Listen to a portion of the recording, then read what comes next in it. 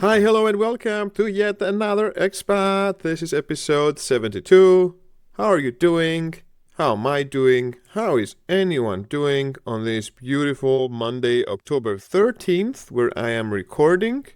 It is an unusually sunny day in Berlin, and all the leaves have turned yellow. This is one of the enjoyable things of this time of the year, how the leaves turn yellow and fall on the ground. It's just a last gift for your eyes before everything turns black and white. But we were having a conversation recently with some friends and I got reminded of two stories. So here they are. I'm not proud of them.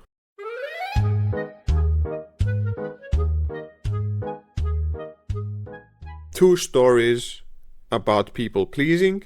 I used to be a people pleaser. I still am a people pleaser. It's so great to get joy giving to other people. It's connected with how you feel value about yourself and how you were raised. And all of those things I talk to my therapist about. But at the end of the day, just know that I'm a people pleaser and I have been one for many years. Now it's much better, but it's still there. So, story number one. I am driving my motorbike in Athens. Now imagine it's July, everything is so hot, it's burning. Of course, I'm wearing a helmet, some Greeks don't do, so the temperature is quite high. Now if you're driving, you get nice air in. Even if it's warm air, it's still okay. It's not so unbearable. However, when you stop at the traffic lights, this is when it can get a bit difficult. So in Greece, we do lane splitting, I think it's called in English. The motorbikes drive between the cars. This is how it is. This is how it happens. I know it's not the same in other countries, but just deal with it. So when there is a traffic stop, the cars always make enough distance so the bikes can come and they can arrive at the start of the traffic light. So everyone keeps good distances left and right. So there I am with my motorbike. There is a red traffic light ahead. And as I am approaching, there are some nice trees on that street, creating a good shadow. So I make it about one car before the traffic light. And again, I'm driving between the cars that are now stationary. So I'm just cruising between the stopped lines of cars. And as I stop, I'm about 10 meters away from the traffic light, enjoying the shadow. And there is a car that hasn't left enough space for the bike to go through, which is fine because I'm very close to the traffic light anyways, and because the shadow of the tree does not cover that front part of the traffic light. Now in Greece, people usually don't care if they're cutting you off. They will just wait until the traffic light is green and just start over. But this person realized that their car is blocking this small pathway for the motorbikes. And immediately he turns the wheel and makes an opening for me and says, hey, you can pass. Now, I didn't want to pass because that would land me exactly in the boiling sun, still having to wait for the red traffic light. But that gesture of this driver just making space for me, I felt inside of me that this is such a nice thing to do, that this person should be rewarded by feeling good for making way for the motorbike.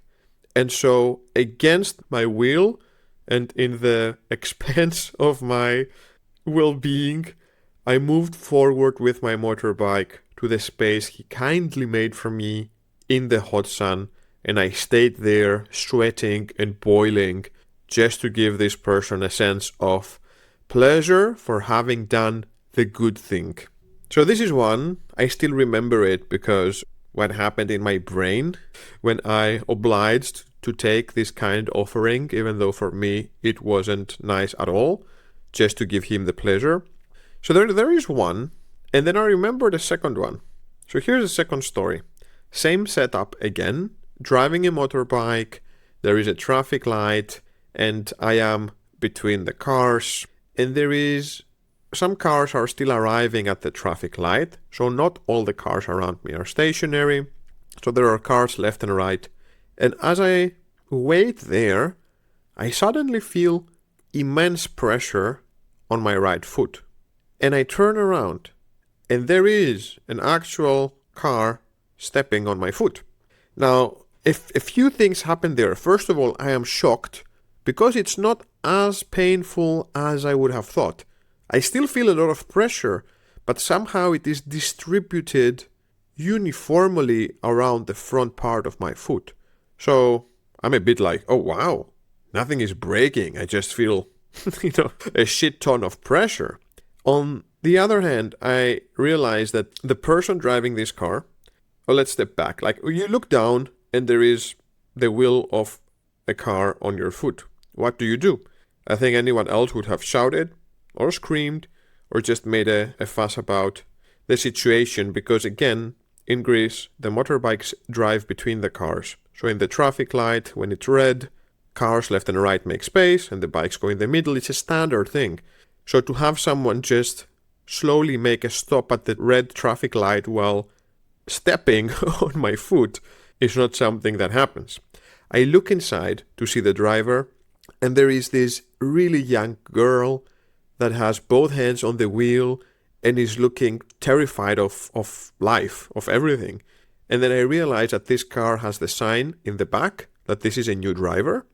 And yeah, I don't know how many times this woman had driven, but I could see that she's not really confident at all.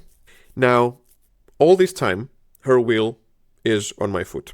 But I'm thinking, because I had female driver friends that got their driver's license at 18 after school, and then they tried to drive in Athens, and they had a few bad experiences with people shouting at them, people honking, people being aggressive, because Athens is an aggressive place for driving around. And that shocked them so much that then they stopped driving, and, it slowly snowballs. So then if you let it go, it lets you go as well. And then time passes, and then you just don't drive anymore. So I have three close friends. They all went through exactly the same, got a driver's license, got bullied, stopped driving, and then their boyfriend's drive or something like this. But I hate that, so I wanted to empower that girl. And so I decided in that place that I'm not going to say anything, and I'm gonna wait it out, because two things would happen. If I told her, imagine I knock on her window and I say, hey, you're on my foot, your car is on my foot.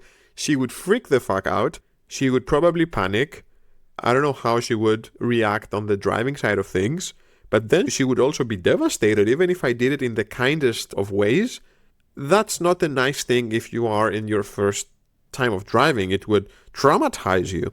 And so I silently waited on the red traffic light until it got green, and she drove the car away from my foot. Now I almost saw, I wonder if she realized when the car started again that there was a tiny bump from the wheel getting off my foot. I am not sure. What I know is that I didn't break any of my fingers, and yeah, it wasn't as bad as I thought on my foot. And this is the second story of people pleasing on the road. Two extreme examples of taking a personal hit just to not make someone else sad. Was it the right decision? I would still say yes to this day. The people I shared this story at 2 a.m. eating McDonald's in Lisbon thought opposite, but still enjoyed listening to them, and I hope you enjoyed listening to them as well. Thanks for tuning in to another weekly episode. This one will be more random than usual. It will have less news. So if you're here for the news and the clickbait titles, then it won't have so much of that. Because I took a week off. I am in a vacation mood, which is really not a vacation. I'm still in Berlin. I'm still in the house. I just took a week to manage to relax. I have 20 days off to take, and the year comes to an end pretty soon. So I decided this is a good timing.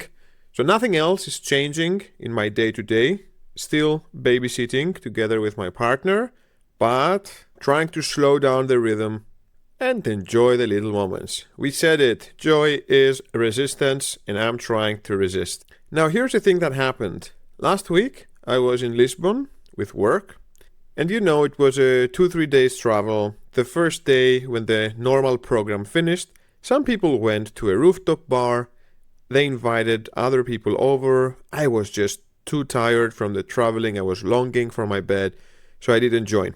Now, the next day, there was again an invitation for one of those rooftop bars in one of the hotels. And even though I was tired, I said, you know what? You don't get a lot of chances to bond with people socially. Let's do it. So I say yes. I hop on the bus. We go at that hotel. And turns out that the rooftop bar had a private event. So there we were, a group of 10, 15 people stranded, not knowing what to do. And this is when someone brought the idea. Hey everyone, there's actually a casino 5 minutes walking from here that does have a bar and we could have a drink there. Now, I am 33 years old and I've never been to a casino. I've never been to a casino, not even one, I don't know, a small one of this disgusting one on the streets. I haven't been to a big one, to a small one, zero casino. Now, do I want to go to a casino?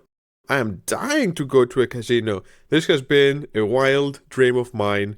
Never did too much to pursue it. I knew the time would come at some point. And guess what? The time was coming in that night. Others were also interested. So we went to a casino. And let me tell you my experience. First of all, there was police outside of the casino. I was wondering if there was some robbery or whatever. But nothing was going on. There were 3 police people stationed outside of the casino, which gave me a bit of, Greek vibes. Why are taxpayer money paying for police to be standing outside a private institution? But I don't mess with the police in foreign countries. I just went in, gave my bag, gave my stuff, and off I was. Now, the casino had an interesting identification system. It was almost the same one as the airport. You needed your passport, it was taking a photo of you. But I did everything, and before we knew it, we were. Now, the first floor of the casino was full of slot machines. The thing where you press buttons and things spin around, or you pull down a lever and things spin around. It was filled with these types of machines and nothing else. It was just hundreds of slot machines. And let me tell you, that was the most depressing part of the casino. You know what people are playing the slot machines? If you imagine a casino, who do you imagine in the slot machines? It's exactly what you imagine. It was pensioners, old people, some old couples as well. There was an old couple and they were just eyes at the screen, not even moving, and they were just hitting those buttons. Everyone was like hypnotized, aimlessly hitting the buttons, losing money after money after money. I'm telling you, it looked like a Black Mirror episode because everyone was also so silent. No one was talking. Everyone was just staring at the spinning things and just clicking and clicking and clicking. And some of them had also this very serious look. Like if you removed the slot machine and you put a computer in front of that face, you would be sure that this person is doing very serious work. They know exactly what they're doing. They're typing the last details on that spreadsheet or finishing a presentation. They had this type of look while they were in front of an arcade machine showing Greek gods spinning things like swords and dragons and bones to match 3 in a row, which is a very strong contrast. And this is another thing I didn't know about these machines. I was imagining just Vegas, you need to get 777. Yeah, you can have a little bit of design, maybe some coins or something like this. But these machines, they all look like arcade games, like the arcade games I was playing when I was 12 years old, taking the ferry from Piraeus to Ikaria. And they have this horrible design. Like the design is like they are designed for pre-puberty 13-year-olds. They have sexy girls, they have ancient Greek themes, they have dragons, they have samurais. So it was the most bizarre seeing these 70-year-old men playing slots machines with dragons and samurais and secret potions. Because at the end of the day, it doesn't matter what the design of the slot machine shows. You just need to keep hitting the button, slowly losing your money until you hit big. So I tried to play one of those before we moved on. I didn't understand what was happening. I put €5 in. And this is another trick it does. When you give it money, it doesn't show you have €5 and then you play through those euros. It converts. You put €5 and it converts the €5 into credits. But it's not that €5 is 5 credits or 500 credits or something that makes sense. €5 was something like 250 credits. So the connection between credits and money gets jammed. You don't always know how much you have in or out. And you keep spinning things and pressing the button, your credits go slowly down, down, down. Maybe once they go up, but then they go down, down, down again, until you have nothing. So my slot machine experience, I won 36, long pause, cents. 36 cents was my winnings. It gave me a special piece of paper that said it. I took a photo with that, even though no photos were allowed. And then we finally decided to leave the depressing floor sucking money out of the pensioners away and go upstairs. I was just thinking of all the little grandkids or nephews or the youth that could be taking that money from the pensioners and giving them a smile, giving them that dopamine that they're chasing from the machine. If they just gave pocket money around, I think they would still get it. But anyway, depressing floor out. We go upstairs, and on the first floor are the tables.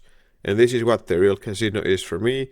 There were tables, they had poker, they had blackjack, they had a third thing that I don't know what it is, but it was full of Chinese people all around that table.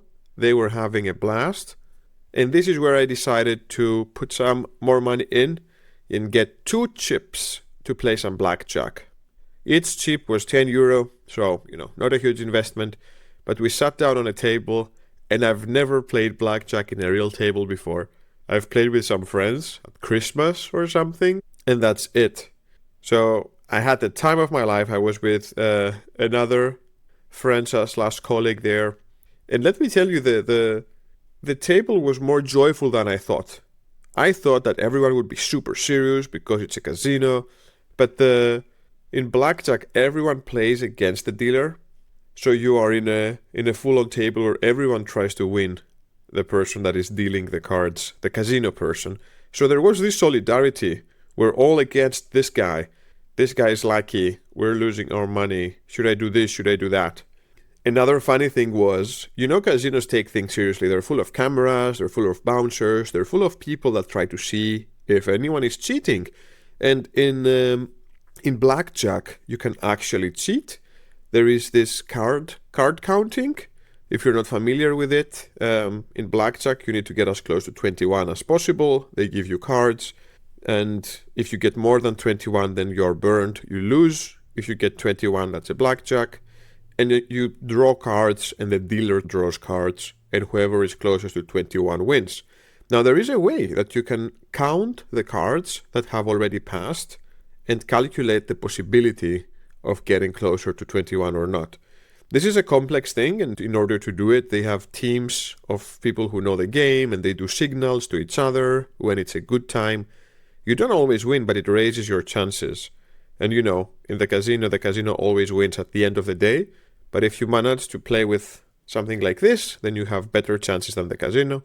Long story short, because we went with a big group, and we had quite a few people that were there just to observe and have fun and have a drink and not play, our table was very busy.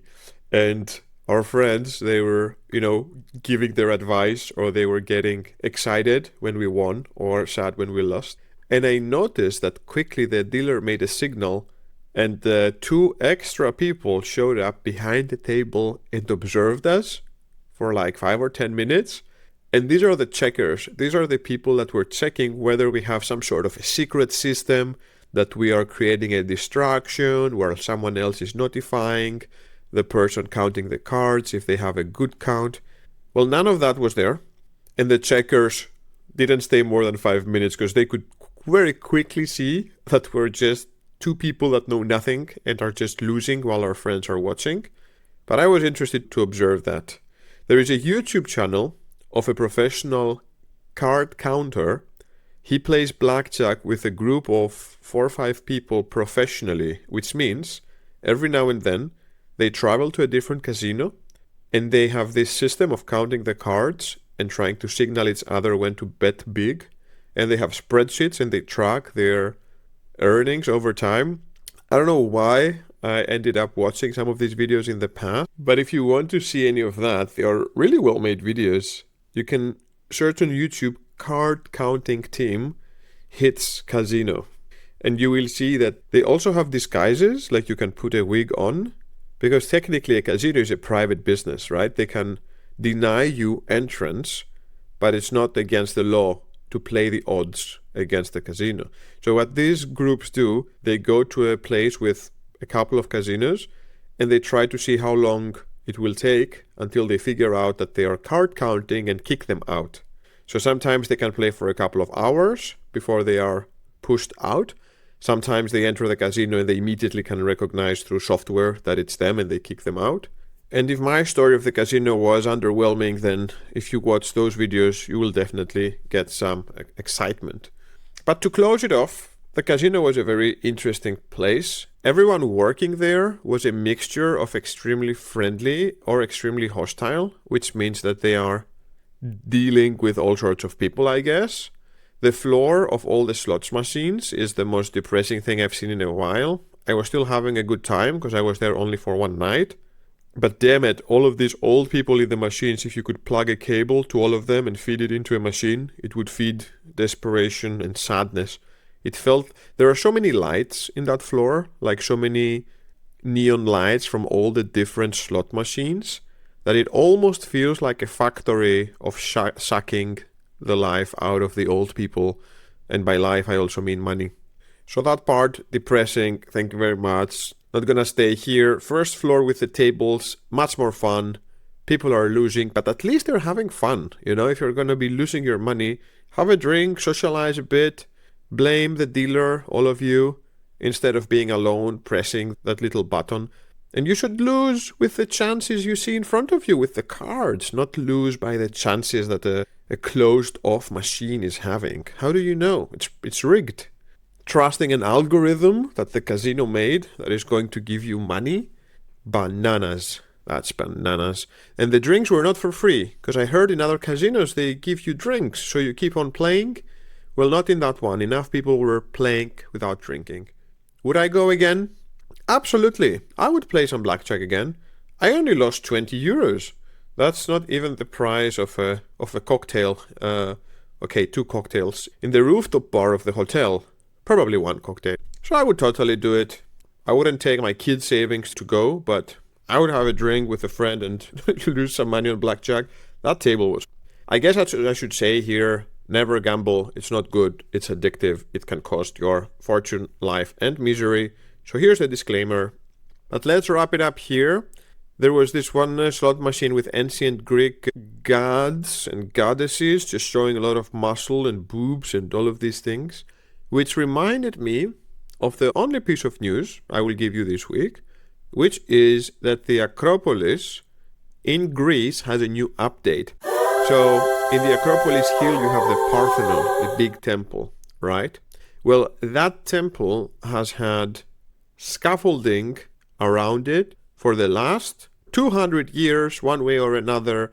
The monument has had scaffolding around for restoration. Well, no more.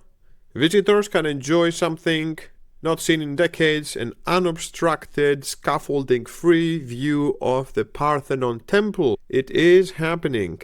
So if you want to see the 500 BC template, you can now enjoy the Parthenon without any scaffolding. My note on the Greek government would be, how about now you maybe fix the elevator? Because if you don't know there is an elevator to take you to the monument, because it's a very steep hill you need to go up, it's definitely not accessible. So just a few years ago, they made an elevator. However, that elevator is broken more times than it works. It's extremely slow and it's extremely tiny. And they knew about all of this and they could have made a bigger one, but they didn't. And now the person needs to maintain this elevator every week. So if you are a person in accessibility needs, you still might not get to enjoy it. It's a coin toss if you'll make it or not.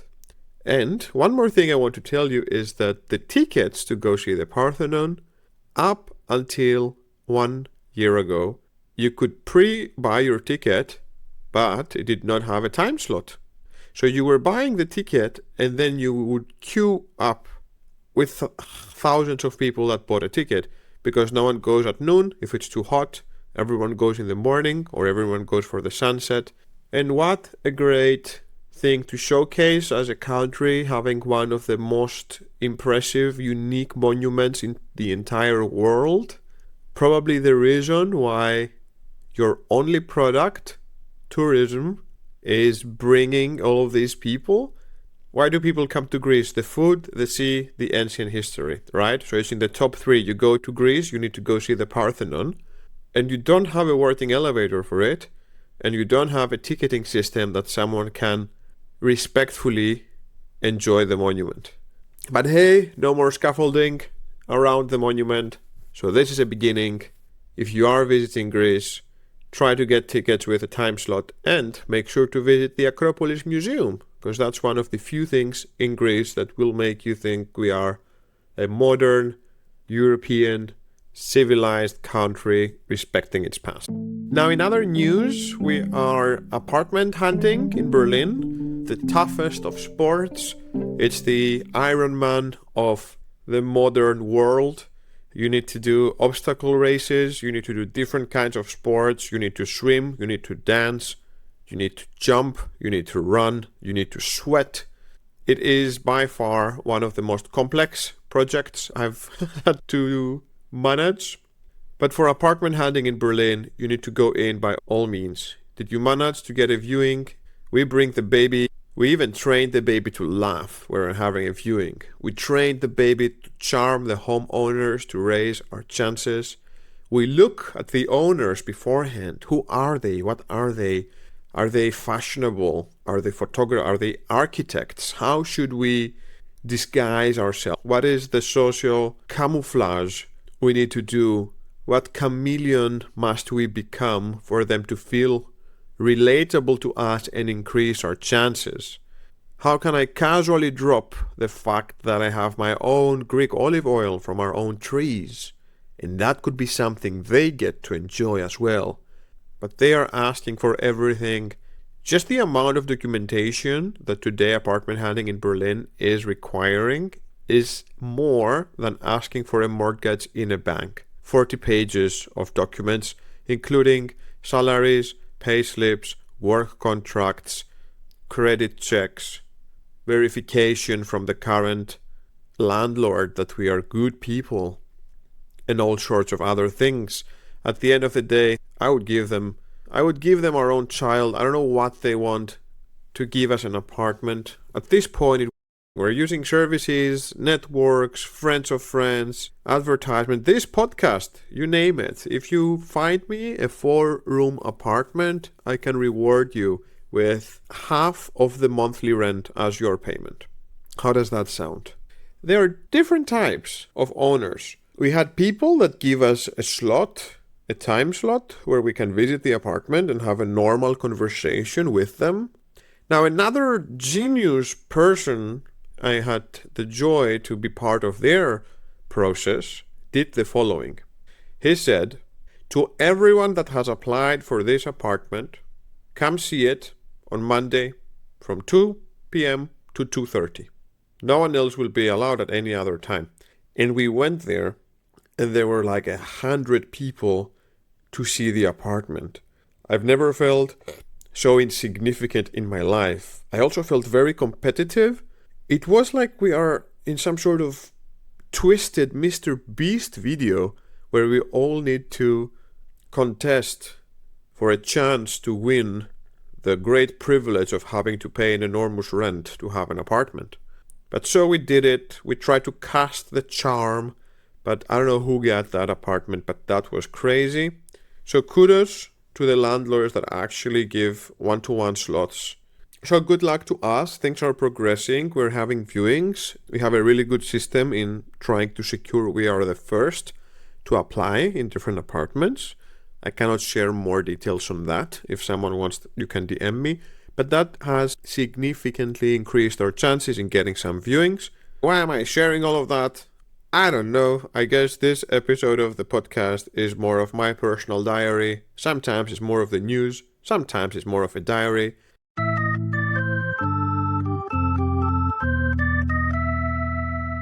And this is it for today.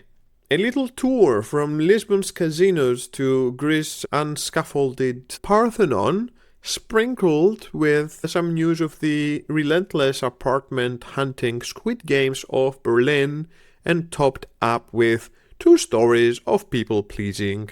What is your most extreme example of people pleasing?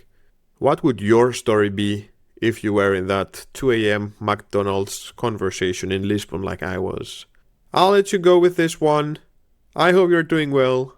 I sincerely thank you for tuning in for another week, and I will see you on the next week. If you enjoy this podcast, click like, share, and subscribe. And as I said, on the beginning of November, I will share an episode where I was interviewed by another podcast. It will be a deep dive into some areas of my life. So if that is of any interest, hang in there and I will share all that information on the next podcast. Until then, ciao!